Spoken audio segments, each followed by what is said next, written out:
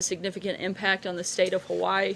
Homeland Security Secretary Kirstjen Nielsen briefed the president on this hurricane this morning. We encourage all those in the path of the storm to listen to the instruction of state and local authorities as it relates to evacuation orders and shelter locations. The president is deeply concerned for the well-being of all Hawaiians and has directed FEMA and administration officials to remain in close coordination with the state of Hawaii and stand ready to support them in whatever they need. Also this morning, the president had a phone call with Prime Minister Abe of Japan. The two leaders committed to maintaining strong sanctions on North Korea. The two also expressed that they look forward to seeing each other later this year at UNGA and to continue these important conversations with allies. Lastly, on behalf of our entire administration, I want to extend prayers to the family, friends, and loved ones of Molly Tibbetts. The nation has watched for over 30 days as local, state, and federal officials have searched for Molly, a rising sophomore at the University of Iowa. Sadly, the individual believed to be responsible for the murder is an illegal immigrant, making this an unfortunate reminder of why we need to strengthen our immigration laws. The Bible tells us in Psalms that the Lord heals the brokenhearted and binds up their wounds. The Tibbetts family is hurting, and they're on the hearts of all Americans, and we are grieving with them. With that, I'll take your questions. Cecilia. Thank you, Sarah. Michael Cohen, under oath, pleaded guilty to, among things, paying Stormy Daniels and Karen McDougal during the campaign. And he says he did it at the direction of the President of the United States. Did President Trump commit a crime? As the president has said, we've stated many times, he did nothing wrong. There are no charges against him, and we've commented on this extensively. Then why not report these payments? Again, I'm not going to get into the back and forth details. I can tell you, as the president has stated on numerous occasions, he did nothing wrong. There are no charges against him in this. And just because Michael Cohen made a plea deal doesn't mean that that implicates the president on anything. Can you stand here today and say the president has never lied to the American people? Because so many people now look back at that tape of him on Air Force One saying he knew nothing about these payments, when in fact we now know he knew everything about these payments. So has he lied? Look, again, I think that's a ridiculous accusation. The president in this matter has done nothing wrong, and there are no charges against him. John? The president said to Fox News in an interview with Ainsley Earhart this morning that this could not have been an illegal campaign contribution because he paid the money. He put more than $60 million of his own money into the campaign. So how do you draw the line between, I mean, maybe this didn't flow through the campaign, but how do you draw the line between what was a campaign contribution and what might have been a payment to somebody for other purposes? Look, I'm not going to get into the back and forth of the legal part of this. I would refer you to the president's outside counsel on that. As I told Cecilia, what I can tell you is what the president has stated a number of times. He did nothing wrong. There are no charges against him. Just because Michael Cohen has made a deal doesn't mean anything with regards to the president. Stephen. Sarah, the president tweeted this morning in frustration that Michael Cohen broke. Perhaps you can shed a little bit more light on that, because the implication is that Michael Cohen gave up something that the president would rather stay secret. Is that what we should read into this, or is there another The president has expressed his views on that. I don't have anything further to add. Can I ask one other question? Is the president now planning on or intent on pardoning Paul Manafort? The Manafort case doesn't have anything to do with the president, doesn't have anything to do with his campaign, it doesn't have anything to do with the White House. Sarah. I actually was going to ask about Manafort, but let me ask in a slightly different way. Even if it has nothing to do with the president, he still could have the power to pardon Mr. Manafort. Is that something that he's begun discussing with the team? Has he ruled it out? Does it come up? And I'm not aware of any conversations regarding that at all. Thanks. The question that I also Other than actually when he was asked by a news outlet earlier this week, and he said that he hadn't been thinking about that at all. Thanks. In times like this, not that there are that many times like this, White Houses often try to figure out whether there need to be any internal adjustments to deal with some of the political issues you're going to have now with the Hill, with voters, with internally with lawmakers. Is the White House making any adjustments in terms of responsibilities of chiefs of staff, of communications to donors, communications to supporters, how you intend to kind of respond both protectively and offensively to the crisis that you're now in? I wouldn't view it that way at all, and would disagree with the premise of your question. The White House is focused on the same things that we were focused on the first day that we got here, and that is growing the economy, which is doing extremely well, protecting our borders, strengthening the safety and security of all Americans. Those are the things that we're focused on that day one, January 20th, and those are the same things that we're focused on right now. Jake? Thank you, Sarah. First, I'd like to start off by congratulating you. This is your 100th briefing, and there's no way what you do every day is easy. I've got two real quick questions. First of all, our colleague Jonathan Swan over at Axios recently wrote, and I quote, "Several top Republican operatives working on the midterm elections told me Trump's fanciful red wave predictions could depress Republican turnout and ironically serve to make any blue wave even bigger." So, are you familiar with any Republican operatives who would concur with this statement? Not that I'm aware of. I think that the thing that's going to encourage people is the lack of a message by Democrats. They have nothing to run on other than attacking this president. And not only does the president and the record that Republicans have had over the last year and a half under his leadership is a great one to run on. We have an incredible story to tell. The economy is booming. Record numbers just today. We're going to continue focusing on the things that Americans care about. And I think that'll be certainly what encourages them, and certainly what will help push Republicans to do well in November. And yesterday, the president stated that, quote, "Israel will pay a price for the Jerusalem embassy move." Not sure if that's an exact quote, though. Should Israel be concerned that the price they may have to pay would be one that they're not prepared or willing to pay at this point? We think that the president's decision was the right one to move the embassy, something that other presidents had promised and failed to do, and this is a president who's been delivering on the promises that he's made. Sorry. What price are we talking about? What price might Israel have to pay? I don't have anything further for you, John.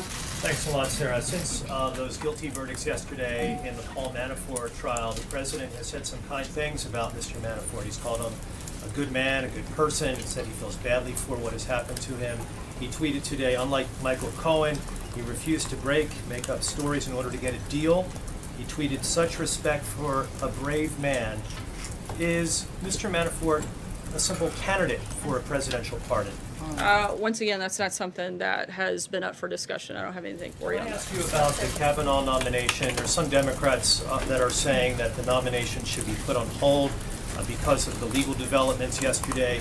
Hawaiian Senator Mazie Hirono put out a statement. She said this president, who is an unindicted conspirator in a criminal matter, does not deserve the courtesy of a meeting with his nominee.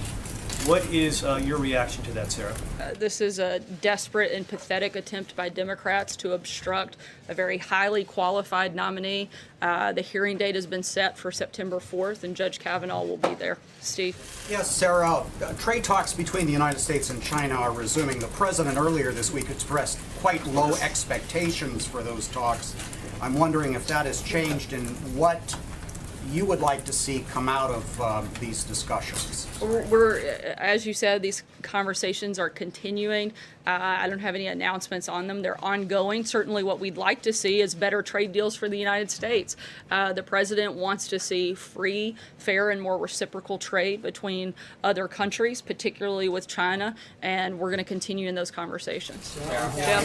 Sarah, does the president feel betrayed by Michael Cohen, and is he concerned about what he might say to Robert Mueller? I don't think the president's concerned at all. He knows that he did nothing wrong and that there was no collusion, and we're going to continue focusing on the things that Americans care about and that we can have an impact on. One more question on trade. Do you anticipate a deal between Mexico and the United States on NAFTA this week? I'm not going to get ahead of any potential announcement. For decades, NAFTA has harmed American workers and cost the U.S. billions of dollars. We're focused on making sure we deal with and address those problems, and we'll let you know when we have an announcement. Thanks, Sarah. In his interview today, the president said he found out about those payments that Michael Cohen made later on. But he's on tape discussing how to make one of the payments with Michael Cohen, so before the payment was made. So how do you explain that? Once again, I've commented on this pretty extensively. What I can tell you about this is that the president did nothing wrong. There are no charges against him. There is no collusion. For anything beyond that, I would refer you to the president's outside counsel.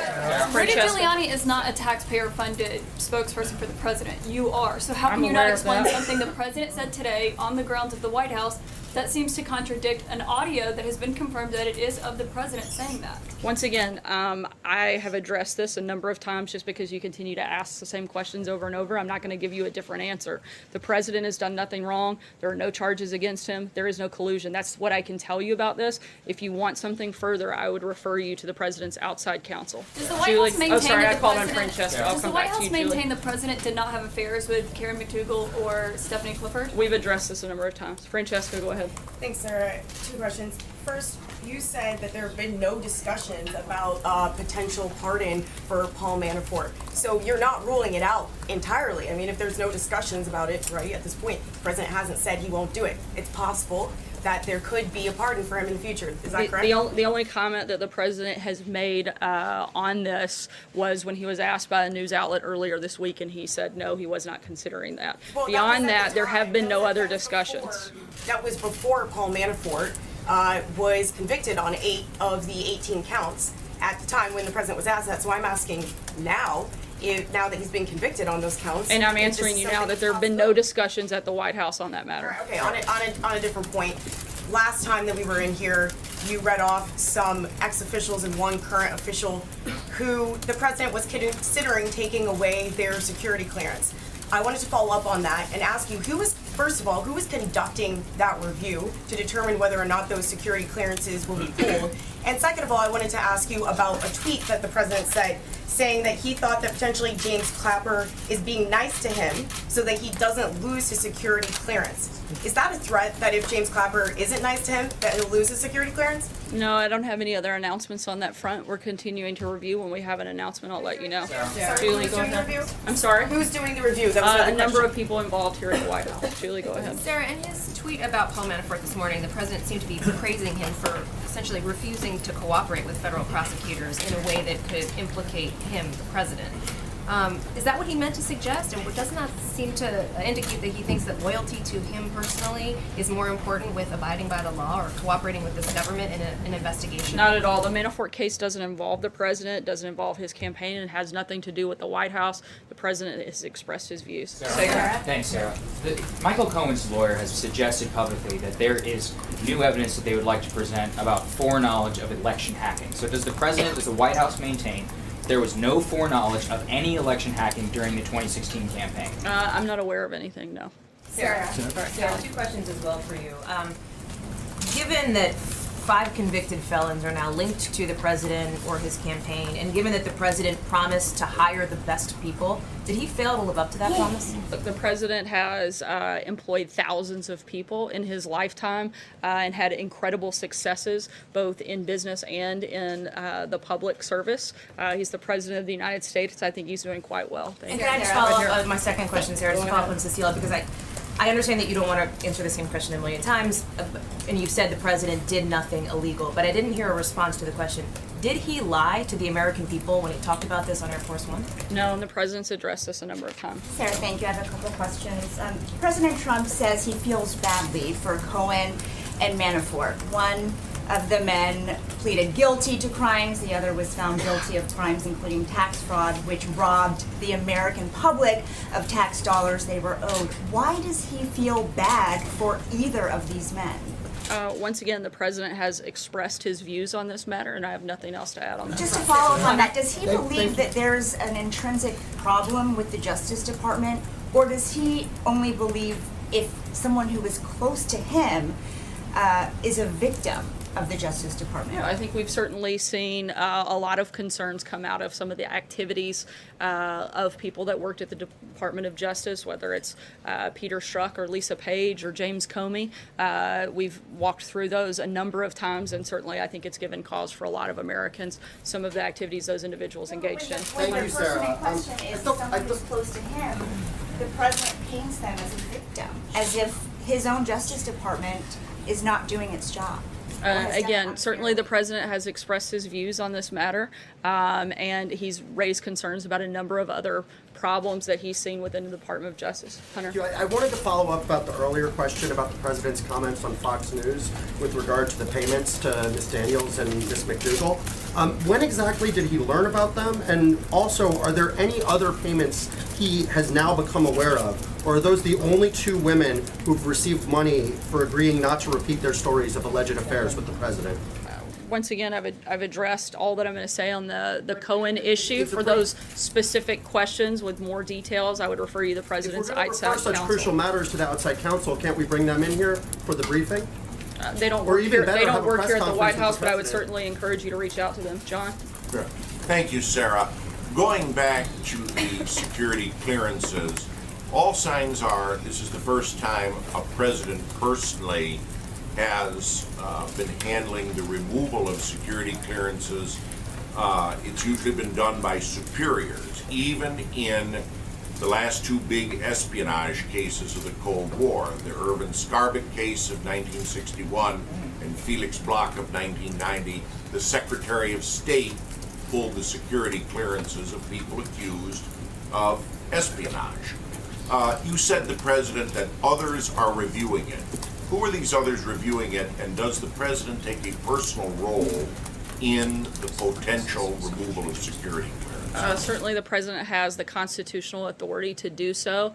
I know this will come as a shock to you, but I'm not aware of the details of those specific cases that you outlined. But the President has the authority to make that decision. He's also consulting with members of his national security team and members of his legal team here at the White House to make those decisions. Is he also considering a policy of just simply having all security passes turned in when someone leaves government service? I'm not aware of that. As a policy, certainly we would like the ability, if needed, to be able to consult with individuals on national security matters. But they do feel, the team here, that we should look at the security clearance process as a whole. My understanding is that there are roughly 5 million people that have security clearances here in the United States, and we'd like to take a look at the overall process of who has and who maintains those security clearances. Deborah. Yeah, you're right about the president having constitutional authority, as far as I understand, about security clearances as well as pardons. So I guess the question I have is, even though he has that authority, is anybody in the White House thought about putting together boards that would look at security clearances for former personnel and pardons as well? Because the president doesn't seem to be consulting the pardon attorney in the AG's office much. Is he consulting people? Has he thought of doing something that would be more transparent, perhaps? Certainly, as the review of the security clearances, there is a working group that is looking at the overall security clearance process and who maintains those and whether or not those are needed across the board within government. In terms of the pardon process, again, the president has the authority to carry out those decisions. He takes input and looks at them on a case-by-case basis. Kristen. On that Sarah, Thank you, Sarah. Kristen, go ahead.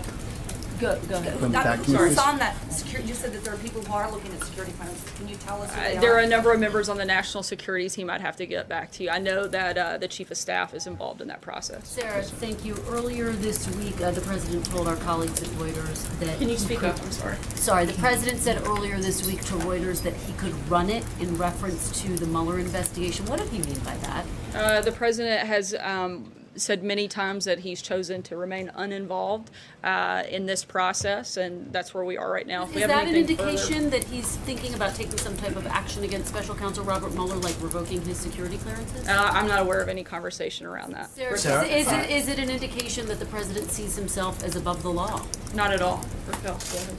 Hi, thank you, Sarah, very much. Some legal experts and lawmakers are saying the president is corrupt and that are ground for an impeachment case. Is the White House concerned about that? That could have an effect in the elections, the midterm elections, and also, does the White House take these allegations seriously? Certainly, we take allegations seriously. The idea of an impeachment is, frankly, a sad attempt by Democrats the only message they seem to have going into the midterms. And I think it's another great reminder of why Americans should support other like-minded candidates like the president that are actually focused on continuing to grow the economy, continuing to secure our borders, continuing to focus on the safety and security of all Americans. I think that the biggest contrast you could possibly make is the message of the Democrats, which is nothing more than attacking the president and looking at cheap political stunts, while this White House and Republicans in the House and Senate are focused on actually doing good things for the American people. Sarah. Eamon? Thank you, Sarah. Earlier this week, the president had some tough words of criticism for Jay Powell, the Federal Reserve Chairman. Can you tell us when the last time the president and Powell met face-to-face, and whether or not the president brought up that criticism with Powell directly? I believe the last time they met, I'd have to double check, was right around the time that Jerome Powell took his place on the Federal Reserve Board. So has he spoken to him directly about his concerns about raising interest rates? I'm not aware that they've spoken about that at all. One last question. Sorry, go ahead, Emily. Thank you, Sarah. On Venezuela, is the president planning on getting involved there at all? There's millions fleeing the country now. What is the U.S. stance on Venezuela at this point? The United States continues to support Venezuela's neighbors and provide emergency aid and shelter to Venezuela, and also continues to stand with the people of Venezuela. And we're going to keep all options on the table, and we'll keep you posted if we have any further announcements. Thank you so much, and we're going to wrap up here so that we can all join the president for the Medal of Honor ceremony. Thanks, guys.